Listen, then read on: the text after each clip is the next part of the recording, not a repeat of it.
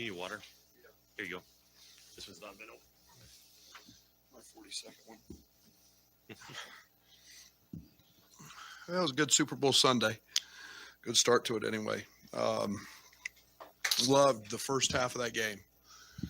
I thought we were trying to get back and establish some of the pace that we want to play with, which I thought was important, and it opened things up. Our ball movement was great. I think we had 10 assists at half, 9 threes. It frees Plummer up, creates great space. I thought it was really important to move their tags. And we knew that they would come after Kofi. They did a great job on that. And then, second half, it was we didn't run, and we opened the half, and I think DeMonte had 3 kind of horse shots from 3 that didn't go in, and all of a sudden they make a couple, get a couple in transition, and then we turn the ball over at an uncanny rate. We haven't had 20 turnovers probably since Cincinnati. I don't know that. Don't quote me on that, but it's been a long time. And we hold Bowie and Chase to 7 of 28, 0 for 10 from 3. We knew those were the 2 guys. They're 1 in 14, I think, when Pete Nance makes more than 1 3. So we weren't overly worried about that. Everybody gets worried about his pick and pop. We were worried about those 2 guys, and I thought we did a nice job there. Love the rebound total, and then RJ was terrific tonight. And I think we're starting to see depth and growth, and I thought Coleman was really good as well. So Plummer was elite in the first half, and then our tempo slowed, and we didn't get him as many looks in the second half. But good start to the week, and glad we got found a way when things weren't great. Go ahead, Doug. Good. Coach, what would you see with the execution in the second half? Was there something different that Northwestern was doing, or just your team not executing the way they did in the first half? Well, the pace and tempo was completely different, and we got we got the ball to Kofi. He just had an uncanny 6 turnovers. He's handled doubles and triples all year, really. But along the way, we only made 1 3 the second half, and we got good looks. And when the ball doesn't go in, it's amazing how things change. And it led to some fast break points for them, and that was allowed them to get back in the game. Brad. Obviously, big game from RJ Melendez. There was one play in the second half when he gets beat back door and you're ready to yell at him, and then he blocks the shot. Does that kind of showcase maybe where he is, and also shows what he has? Absolutely. And I don't know if you guys noticed, I hope somebody got a picture of that last rebound.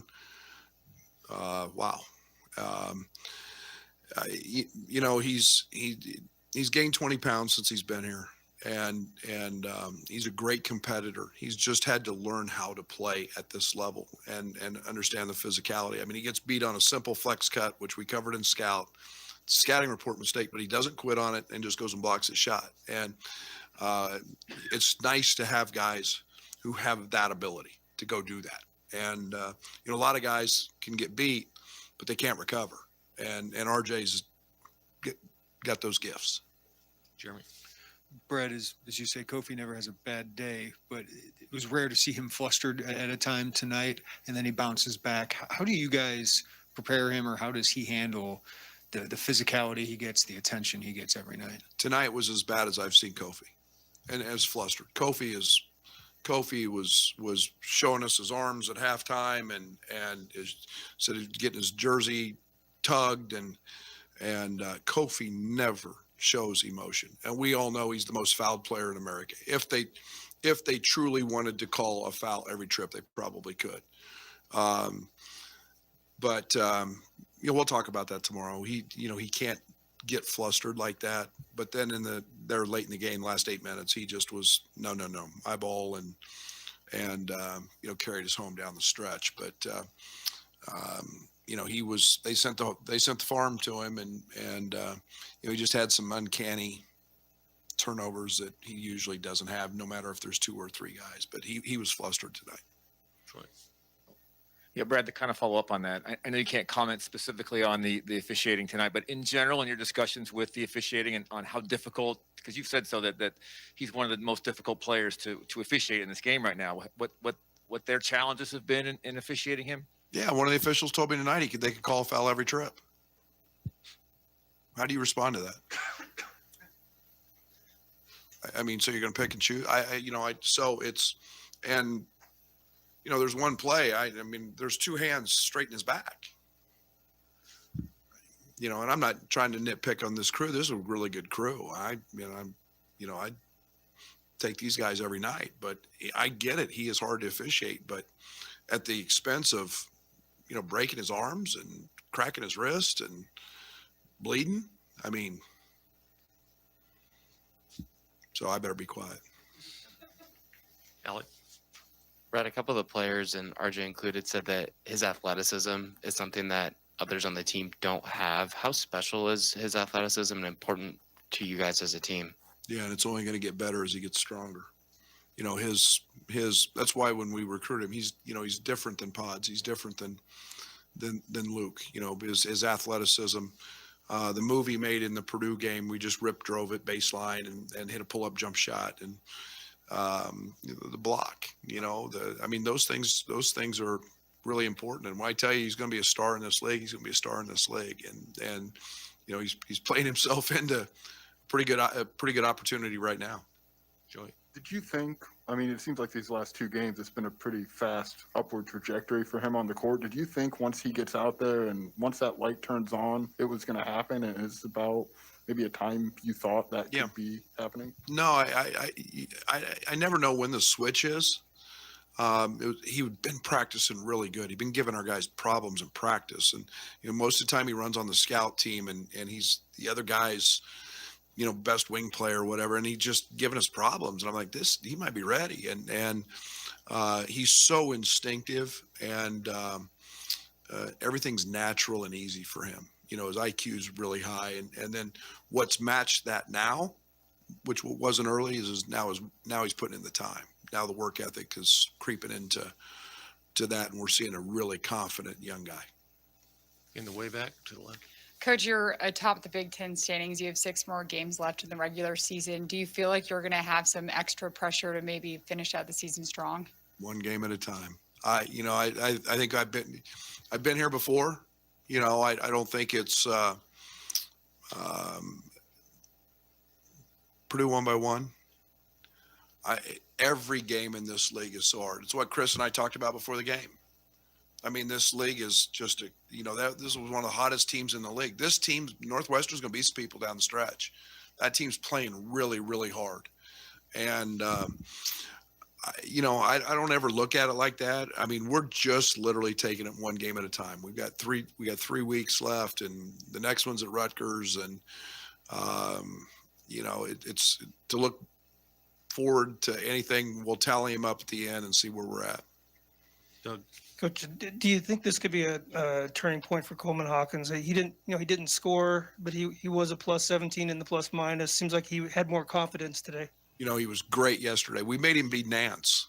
Sometimes when you take guys and put them in a different role, and we said, you're Pete Nance. And the dude made every 3 yesterday and was driving the ball, and his drive today, the big difference with Coleman, that drive he made, and he made a kick to RJ in the corner. That was a 2-foot jump stop.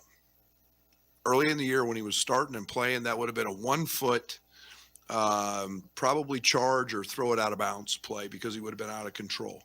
And that's where he's matured and he's grown. And, defensively, he can give us so much. And I'm really happy for him. He was fabulous today. Scott. I guess, I don't know, from June to February, how does the trust develop with the freshmen where you feel comfortable with them in crunch time of a close game in the Big Ten? Yeah, it's not rocket science, but um, guys have to show you that they can deal with adversity. You know, I don't know how many guys are in the country that, I think at one point somebody told me there were 24 freshmen playing over 20 minutes a game in Power 5 schools. That was a while back. So, but you can put that piano on their back because it's called adversity. They've never dealt with it. And how they handle that, not playing. New system, all the adjustments that freshmen go through, and how you handle that is interesting. Everybody does it differently, and they all come in here and think they're going to be great and they're going to rock the world. And they've been told since they were 14 that they're pros, and they have no idea what that means. But how you handle that adversity, and then you get back to work, because what happens in practice, more often than not in practice, we're working on team stuff. That's not individual stuff. You may get 3 shots in a practice. You know, so now you got to go put in the time. And when they start putting in that time, that means they care. They're about us. They're about what we're doing. All 3 of those guys have done that and shown that. And, you know, everybody rides with veterans early, and, you know, we've done that. And, but boy, it is nice to see. And I got a lot of confidence in, I didn't play RJ and Luke today, and for no particular reason. But I got a lot of confidence in those guys as well. Seems like every game there's that one stretch. Today was a 7-minute stretch. They make a run. You just struggle on offense. What happens? What do you need to do to make the adjustment there? Open to suggestions. I mean, you know, we've fought movement. We've fought post ups. We've you know, today it was just, you know, you miss shots, you miss a couple free throws, you know, you've got to stem those tides with that. And, you know, an offensive rebound here or there, or, you know, and some of those things, but help stem the tide in that. And not every game is going to be a beauty when it comes to execution, but yeah, you just, you know, we're trying to get going again. We're trying to play with a little more, and that will help RJ. It will help Luke. It will help, you know, and everybody looks at Jake's number, and Jake missed some open shots tonight. Jake's one of the reasons we're playing so well offensively, because he's a great connector. He spaces the floor. Nobody's leaving him. Everybody's pressuring him.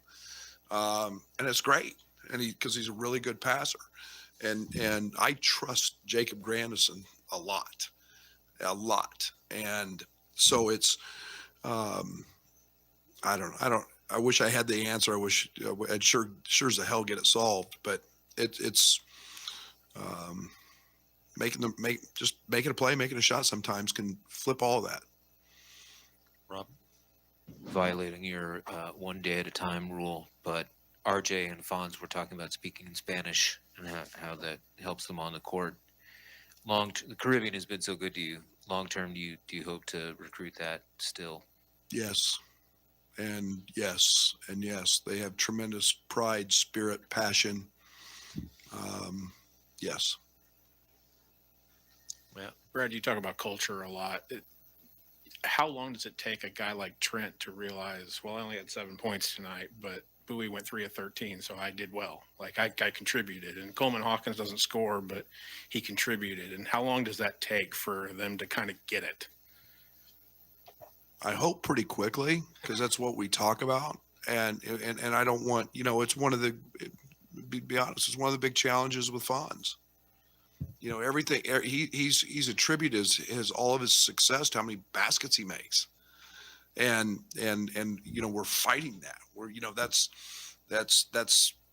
winning basketball when you hold 2 guys that are really good to 7 of 28. That's winning. And it's not, you know, because we can't control offense. We can't control when that ball goes in every single night. And so we're trying, and that's helped RJ, to be very honest, get on the court, because he's got length and he can guard. And he's bought into that. He's not worried about how many points he scores. Doug? It seems like there's times when Andre Curbelo is a little bit outside of this structure, a little bit kind of it's freelancing. Are there times where you need to dial him back a little bit? It's a hard one to answer because we've all seen him. The beauty with Dre is he can break plays off like no other. No, there's not one team in America that can keep Andre Curbelo out of the paint. Not one. I mean, he did it against Baylor last year.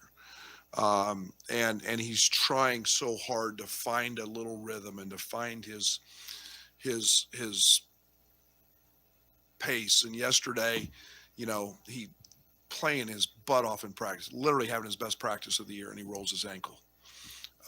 And so he doesn't practice the rest of practice. And he's, yes, to answer your question, there's a fine line.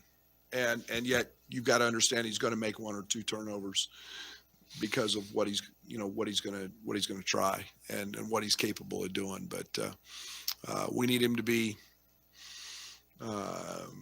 really good and really dialed in. Is there a moment in the recruiting process, or maybe even early, when RJ got to campus, that his athleticism, like, was there a play that you were like, we haven't had that come through here in some time? Yeah, the first day of layup lines, when he's leaving just inside the free throw line, dunking a ball. No, we saw it in the recruiting process, and we knew we needed that type of athlete on the wing, and we haven't had that 6'6", 6'7" size and that athleticism, and he's a really good shooter, but yet that's a different type of athlete than most guys we've had. Kevin. Brad, this time of year, you guys obviously are leading the Big Ten. Do you sleep better at night because of that, or worse at night because of that? I don't sleep, period. I didn't sleep the first 2 years when we were getting our ass kicked, and I don't sleep now. And my wife was mad at me this morning because I woke up at 4:45 to see who won the late games last night. And I pick and choose. Tonight will be Super Bowl commercials and Rutgers. And if I don't get, yeah. So I don't. To me, it's not any of that. I can't control what happens with 13 other teams, and so it's literally the game, the next game, and we know we're in first. You guys, it's all you guys talk about. It's all everybody talks about, and I can't keep our guys from hearing that. So we address it, but we're not talking about it. That'd be a death sentence to do that. So. How can we try to play the best game we can against Rutgers? You said you identified in the recruiting process that you needed more athleticism on the wing. Was there a reason or a game that made you feel like you needed someone with RJ's kind of athleticism on the wing? Everybody's had it in the league. Everybody's got really good size. Had really good size. I go back to my first year, and what was the kid from Bloomington went to Ohio State? Thank you.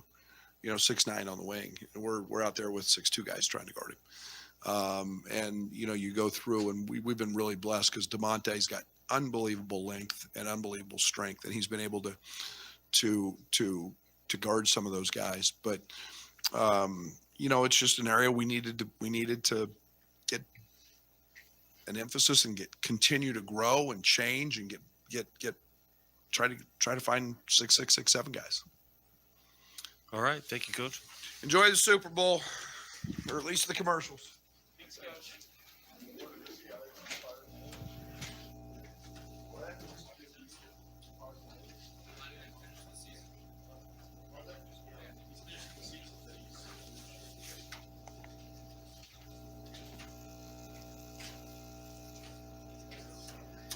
I think you're just upset Brad.